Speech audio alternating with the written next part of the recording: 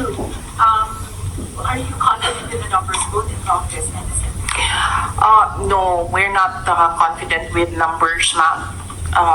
Because impeachment is a legal process and a political activity. So we are confident with the legal aspect of the impeachment because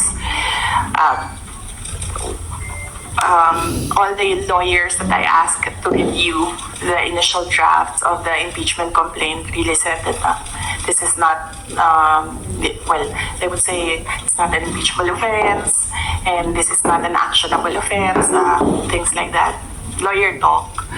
But with regard to politics, that is a different matter altogether. So we do not know what will happen with that.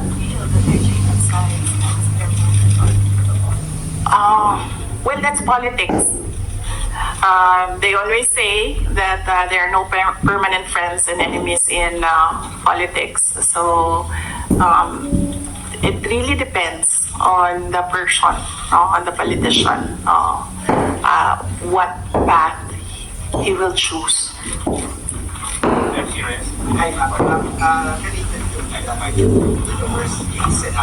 Yes.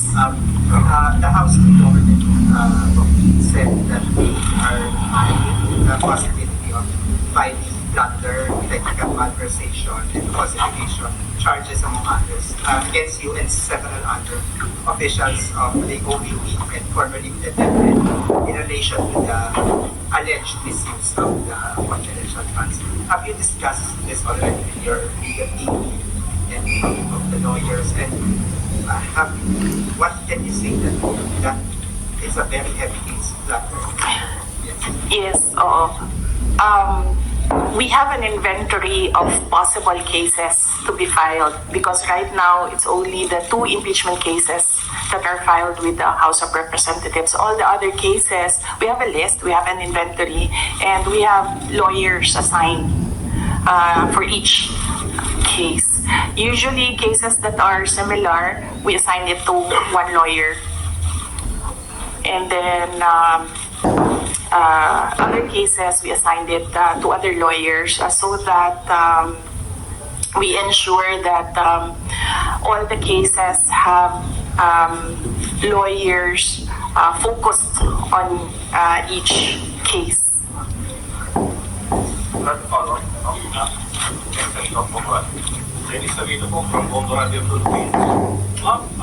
Nakakonsult niyo na ba yung family niya about this? Dahil kanina nabanggit niya yung mga lawyers about sa family. Si Inyu, nakausap na po ba ninyo? And ating payo po sa'yo? Hindi pa kami nagkausap ni dating Pangulong Rodrigo Duterte.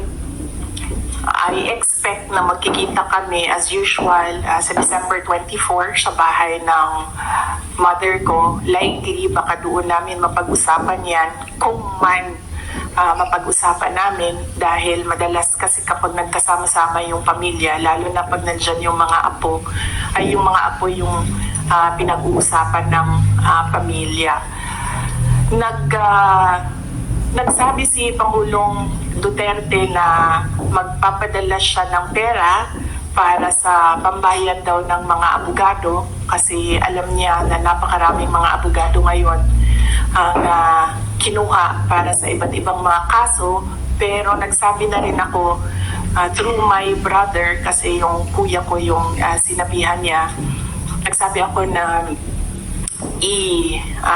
huwag na lang siya magpadala ng pera dahil nakapaghanda naman na kami para sa impeachment case. Kasi sinabi niya impeachment case, sir. So sabi ko nakapaghanda kami sa impeachment case kasi nga last year nag-announce na si Franz Castro ng impeachment. So the moment na sinabi yon and the moment na nakita namin na tuloy-tuloy yung attacks against me, ay naghanda na rin kami para sa mga abogado.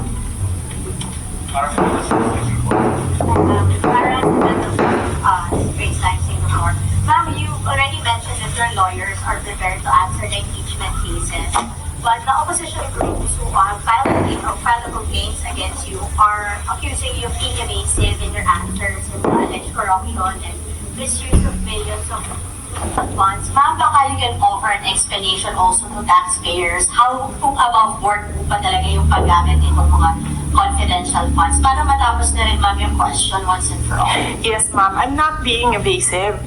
If you are referring to the budget hearing and the hearings in the House of Representatives, I'm not being evasive. I am not answering the questions because they have no authority to ask confidential questions.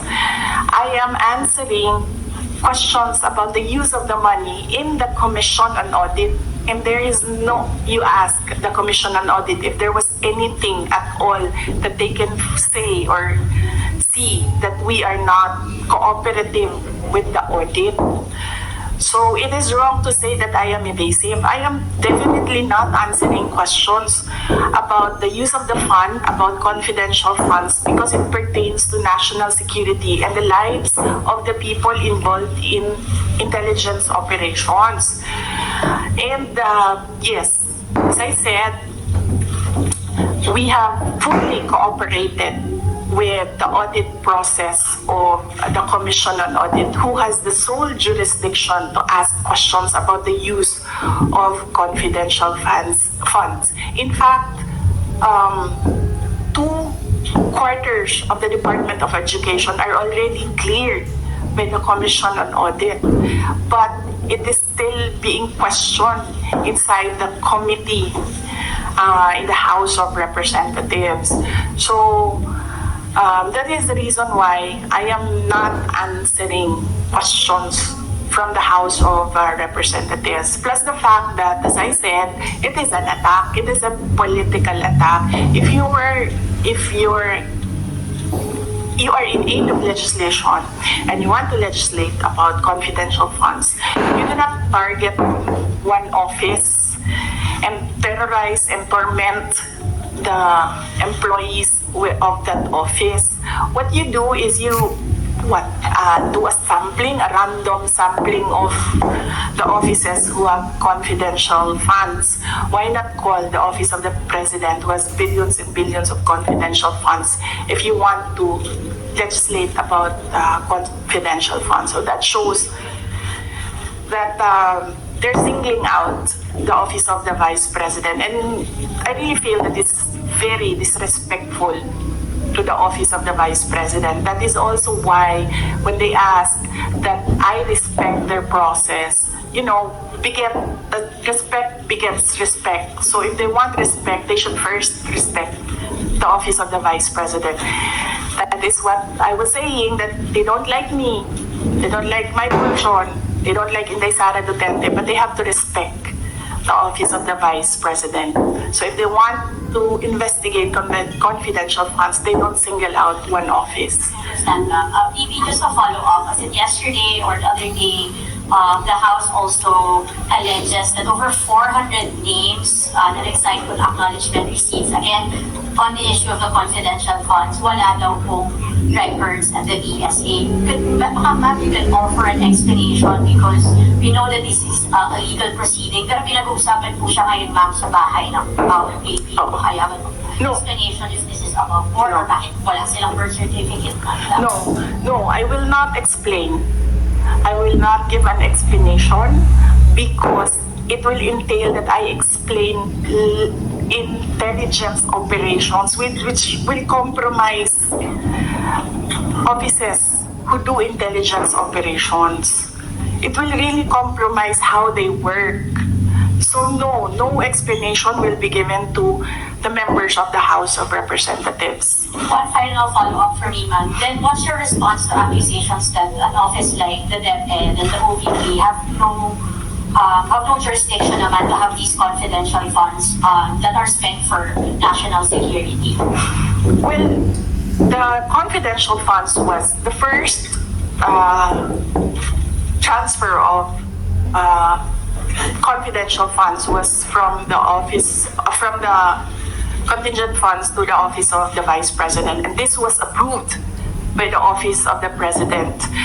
The next year confidential funds was 2023. We submitted it to the Department of Budget and Management, it was approved by the Department of Budget and Management, and therefore it implies that it was approved by the Office of the President because it was included in the National Expenditure Program, the NEP.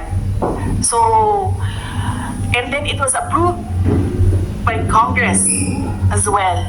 The only reason why we did not use the confidential funds on the fourth quarter for both offices because I was already flagged by a friend inside the House of Representatives that they will attack you using confidential funds.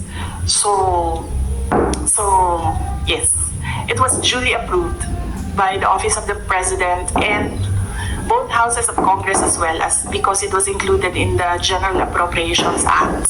So it was not, we presented it, we defended it, they approved it, we used it, and then the question on utilization is under the Commission on Audit. That is how the system works. They cannot use or they cannot twist the system according to their personal interests. Really, all these circumstances and events happening surrounding the Office of the Vice President is a race to the presidential election in 2028. Unfortunately, they are attacking the office as well. So, dyan ako medyo, and the personnel of the Office of the Vice President. So, dyan ako medyo pumapalag